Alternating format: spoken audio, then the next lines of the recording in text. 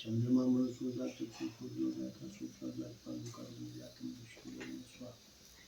नाभ्यासी दंतं चिरं स्वरूपं जगपुरुषे अंबिका देवाजनम सप्तास्या संपर्य शुद्धवाला सत्सवाली महिवाला स्त्यात्मना सीता सीता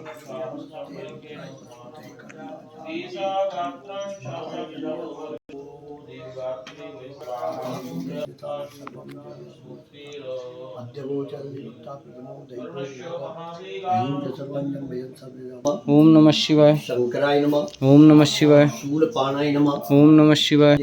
ओम नमः शिवाय भीमाय नमः ओम अमृतपाणाय नमः ओम नमः शिवाय जटाधराय नमः ओम नमः शिवाय कैलामूर्ते नमः ओम नमः शिवाय अश्वनीश्वराय नमः ओम नमः शिवाय सर्वज्ञाय नमः ओम नमः शिवाय परमात्मने नमः ओम नमः शिवाय संरूपनाय नमः ओम नमः शिवाय